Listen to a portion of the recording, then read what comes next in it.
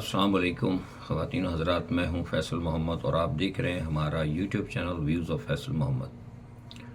Trump से मुलाकात के बाद मोदी जो हैं भारत के लिए रवाना हो चुके हैं, लेकिन ट्रंप से उनकी जो मुलाकात हुई है उसके आफ्टर शॉक्स जो हैं अभी भी वो सब जगह सारी दुनिया में सुनाई दे रहे हैं और उनकी इस मुलाकात को इंतहाई अहमियत दी जा रही है।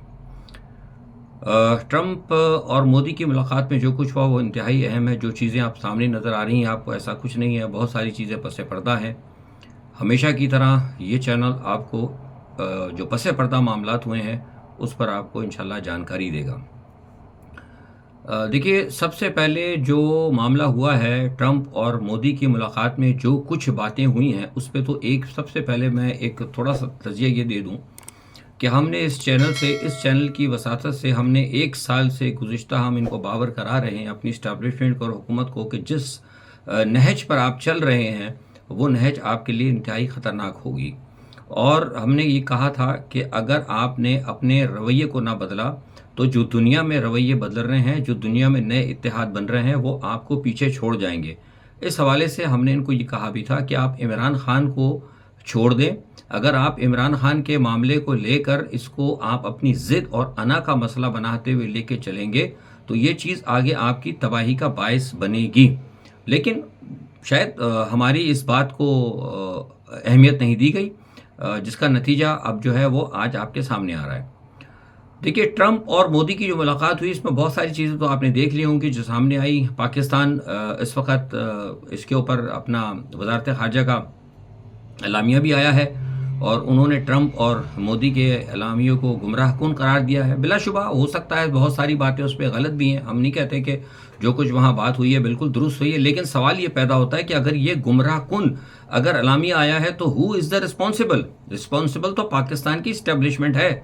जब हम इनको ये कह रहे थे कि ये सब कुछ होने वाला है तो इन्होंने तवज्जो क्यों नहीं दी? इन्होंने इमरान की ज़िद की वजह से पीटीआई को ख़त्म करने के लिए और इमरान खान को मौत की सज़ा देने के लिए, इमरान खान को फांसी पे लटकाने की खातिर जो इन्होंने बाइडन इंतज़ामिया की ख्वाहिशात के तहत इन्होंने जो एक ऐसे शख्स को, एक बदउनवान शख्स को जिसके हम कहते हैं कि जिन्होंने पाकिस्तान से मनी लॉन्ड्रिंग भी की, जिन्होंने पाकिस्तान को नुकसान पहुंचाया, जिन्होंने पाकिस्तान की फ़ौज के ख़िलाफ़ बात की, जिन्होंने पाकिस्तान की मिलिट्री एड को बंद करवाने की कोशिश की, उन दोनों शख्सियात को, मेरी मुराद नवाज शरीफ और जरदारी साहब से है, जिन्होंने के बहरहाल और कई मुकाम पर पाकिस्तान आर्मी को बेइज्जत किया, असेंबली के अंदर बेइज्जत किया, इंटरनेशनल फोरम पर बेइज्जत किया और एक ऐसी पार्टी को लाकर वज़ीर आज़म बना दिया जिसके वज़ीर आज़म ने सरेआम ये कहकर 7 लाख अफवाज को और 25 करोड़ अवाम को ये कह के कि beggars are not chooser,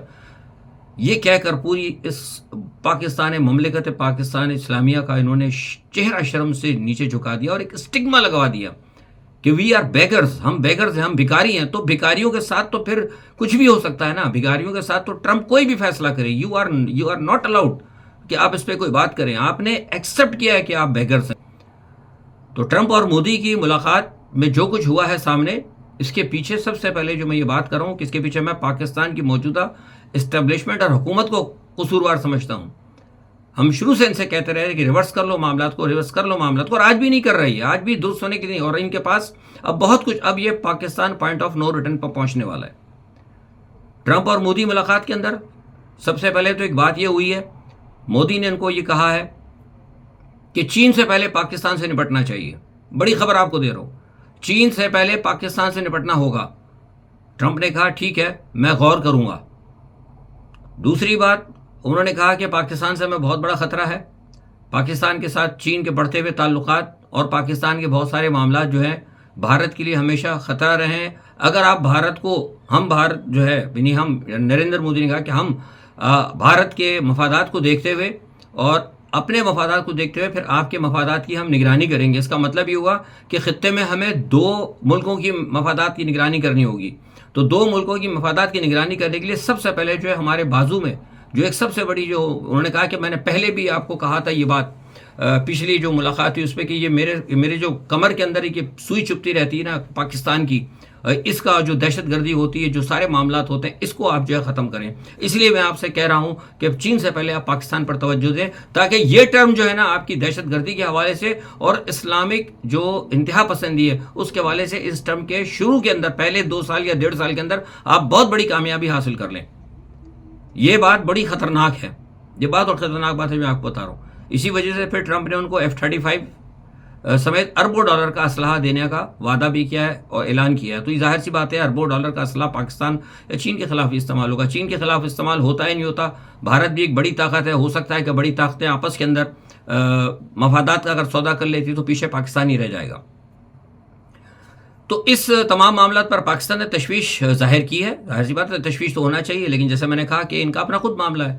Biden انتظامیہ کے حوالے سے جب سوال کیا گیا تو آپ نے سن لیا ہوگا ٹرمپ نے کیا کہا. ٹرمپ نے کہا کہ بھارت کے بائیڈن انتظامیہ سے اچھے تعلقات نہیں تھے. اس کا مطلب یہ کہ جو بھارت کا دشمن ہے پاکستان، اس کے بائیڈن انتظامیہ کے ساتھ تعلقات ہیں. سب کو معلوم ہے بائیڈن انتظامیہ کے ساتھ ہی ہماری اسٹیبلشمنٹ چل رہی تھی. انہی کے کہنے کے اوپر باجوہ صاحب نے کیا کہتے ہیں عمران خان کو ہٹایا، اور ان کے جو پیش رو ہیں جو ساتھ موجود سپہ سالار ہیں وہ اسی روش کے اوپر چل رہے ہیں.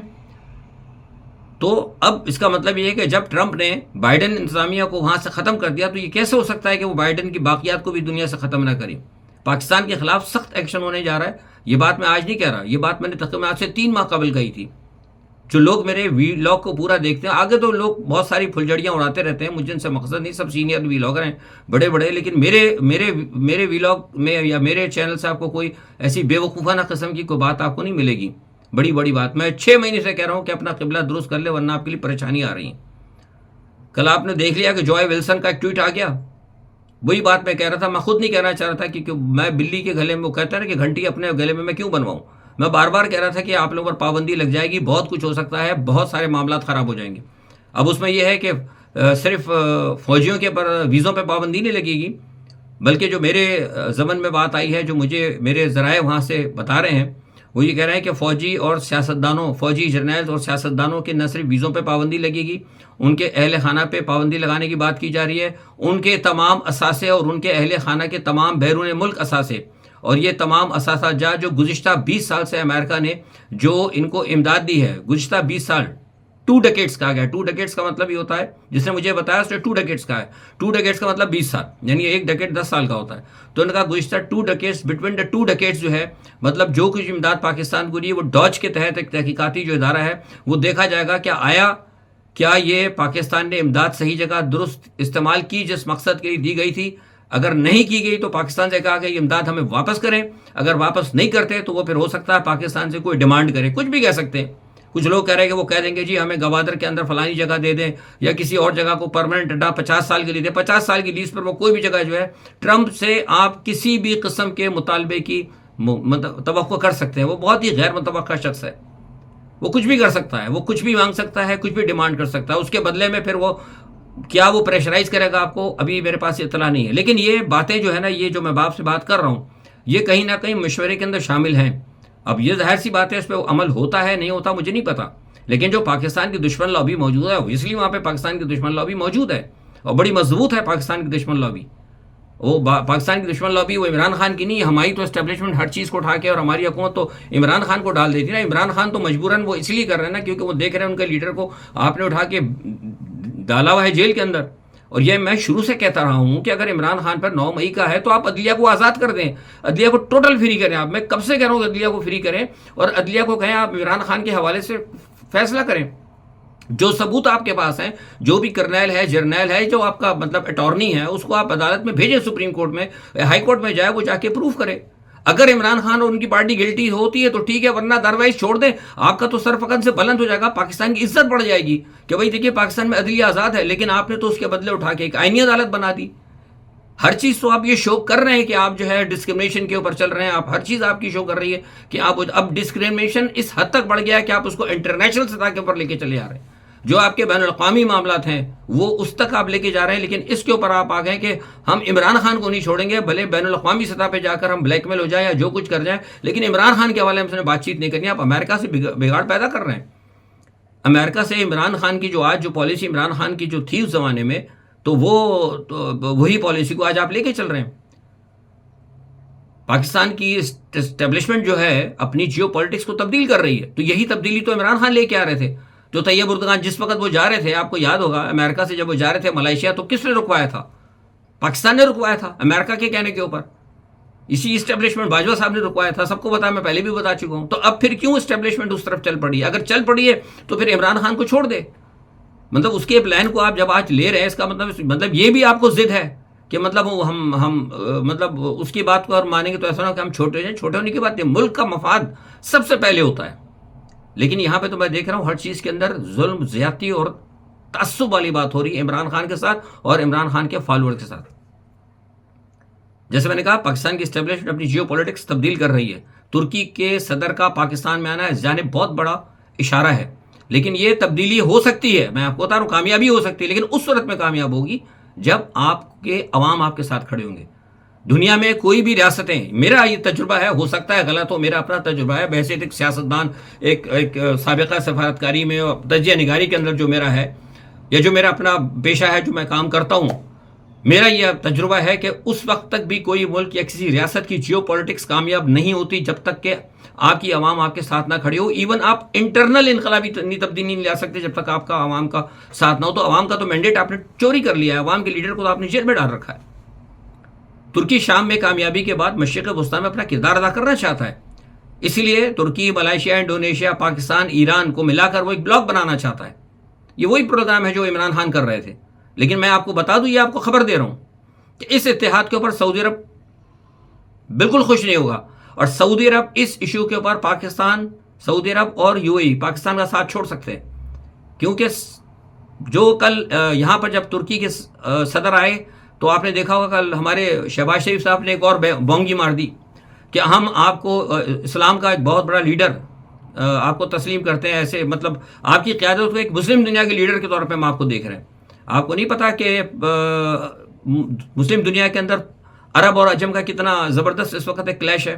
کیا سعودی عرب اس چیز کو برداشت کر لے گا؟ سعودی عرب کبھی برداشت نہیں کرے گا اس بات کو. تو عمران خان سعودی عرب سے بات کرنے کے لیے تیار تھا کہ آپ تھوڑا سا اس طرف آ جائیں، ہم آپ کو ایران کے ساتھ لا کے کھڑا کر دیتے ہیں. سعودی جب MBS آئے تھے، بڑے اچھے تعلقات تھے، گاڑی بھی عمران خان نے چلائی، لیکن اس وقت انہوں نے منع کر دیا. لیکن عمران خان نے کہا تھا کہ میں انشاءاللہ اگر رہوں گا تو میں قائل کر لوں گا اس چیز کے اوپر.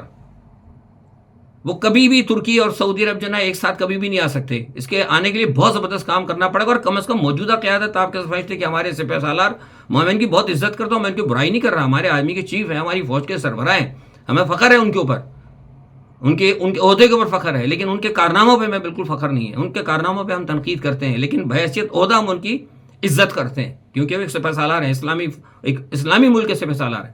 وہ عوام کو بھی جواب دہ ہے اور اللہ کے یہاں بھی جواب دہ ہیں. تو عوام کے یہاں تو ہم جو بات کرتے ہیں تنقید کرتے ہیں، لیکن اللہ کے یہاں جواب پھر انہوں نے خود جا کر دینا. تو کہنے کا مقصد یہ کہ اس اتحاد کے اوپر کبھی بھی سعودی عرب جو ہے نا راضی نہیں ہوگا. اور اس وجہ سے پھر سعودی عرب، یو اے ای، پھر امریکن بلاک میں چلے جائیں گے. جب امریکہ اور یو اے ای چلے جائیں گے، جب سعودی عرب اور you a E American block میں چلے جائیں گے، تو پھر پاکستان پھر دوبارہ، جیسے اب امریکہ سے آلریڈی اب بگاڑ پیدا کر رہے ہیں، تو چین آپ کو کہاں تک سپورٹ کرے گا؟ چین آپ کو نہیں سپورٹ کرے گا. رشیا آپ کا ساتھ چھوڑا، یہ بھی میں آپ کو خبر دے دوں. ٹرمپ نے فیصلہ کر لیا ہے. یہ بات میں شروع سے کہہ رہا ہوں اس چینل کے ذریعے، اور کل آپ نے سنا بھی ہوگا جو بات ہم کہہ رہے تھے کہ ٹرمپ اچانک جو ہے ایران پر حملہ نہیں کریں گے، پہلے وہ ایران سے بارگیننگ کریں گے. ایران سے بارگیننگ ہوگی. بارگیننگ ان سے یہی ہوگی کہ جس طرح لیبیا کے اندر ہوا تھا کہ آپ اپنے تمام کے تمام جتنے نیوکلیئر ہیں اس کو آپ ریورس کر دیں. لیکن مجھے نہیں لگتا کہ ایران جو ہے ریورس کے اوپر جائے گا، کیونکہ رشیا نے اس کو بہت حد تک، میں آپ کو پہلے بتا چکا ہوں کہ ایران بہت حد تک کامیاب ہو چکا ہے. جب ایران کی انٹیلیجنس نے یا ایران کے کسی اتحادی ملک نے ایران کو بتا دیا کہ اس پر حملہ ہونے والا ہے، تو یقین کریں کہ اس سے 8 گھنٹے یا 12 گھنٹے پہلے جو ہے ایران جو ہے دھماکہ، نیوکلیئر دھماکہ کر دے گا. 24 گھنٹے کے اندر اس حملے سے پہلے وہ کر دے گا اور شو کر دے گا کہ میرے پاس نیوکلیئر ہیں.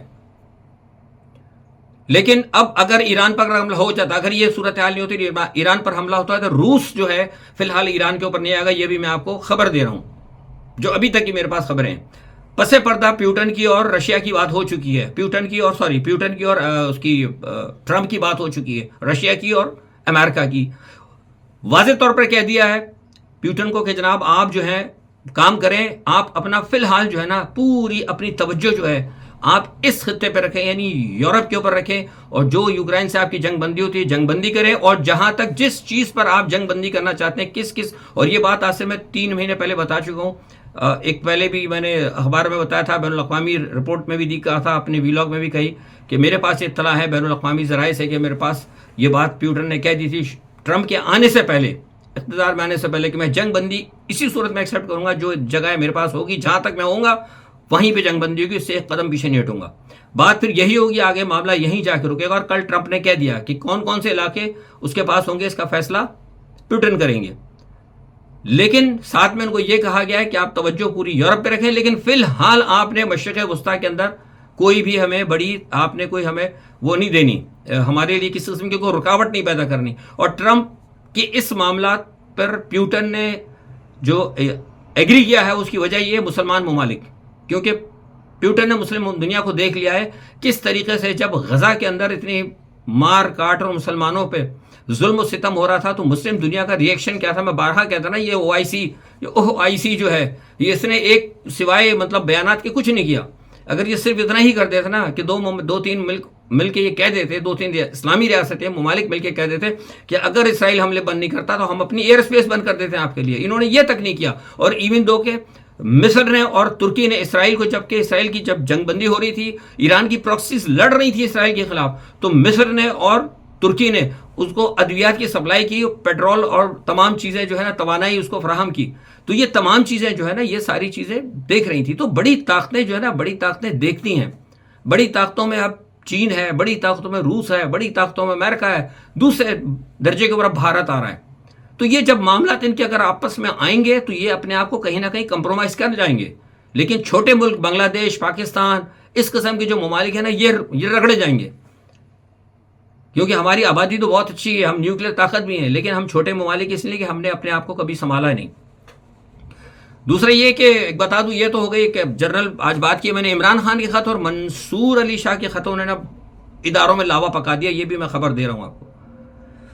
مجھے لگتا ہے کہ جو لاوا پک رہا ہے اداروں کے اندر، دونوں ادارے آپ کو بتایا کہ منصور علی شاہ کا کس ادارے سے تعلق ہے اور عمران خان کس ادارے کو خط لکھ رہے ہیں.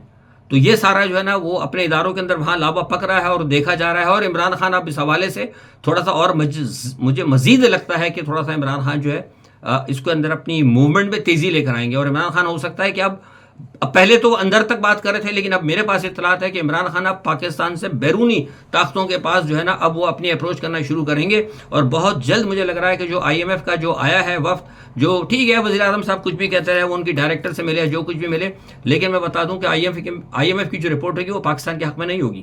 دوسری ایک بات یہ ہے کہ آئی اے ای اے کے چیف جو ہیں انہوں نے آ کر کل ملاقات کی ہے اسحاق ڈار صاحب سے. تو یہ میں نے آپ کو پہلے بھی کہا تھا کہ ان کی جو ملاقات ہے نا یہ غیر معمولی نہیں ہے. اور اسحاق ڈار سے ملاقات کی ہے.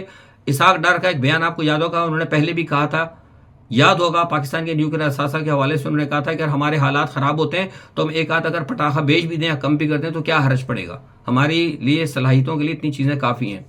تو پٹاخے سے مراد کیا ہے وہ آپ بہتر سمجھتے ہیں. تو یہ صورتحال پاکستان کے لیے انتہائی گمبھیر ہوتی جا رہی ہے.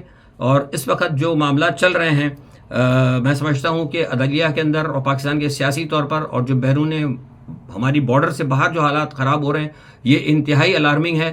اور اگر بالکل اب یہ Pakistan point of no return پر پہنچ گیا ہے، کسی قسم کی بھی چھوٹی سی غلطی، کوئی بھی بات، کوئی بھی چنگاری جو ہے کسی بھی بڑے واقعے کا سبب بن سکتی ہے. بلوچستان کے حالات خراب ہیں، معاملات جو ہے موجودہ حکومت اسٹیبلشمنٹ کی کنٹرول سے باہر ہیں. ان کو اپنے آپ کو دیکھنا ہوگا، معاملات کو درست کرنا ہوگا. آج کے لیے اتنا ہی. اپنا بہت خیال رکھیے گا. اللہ حافظ.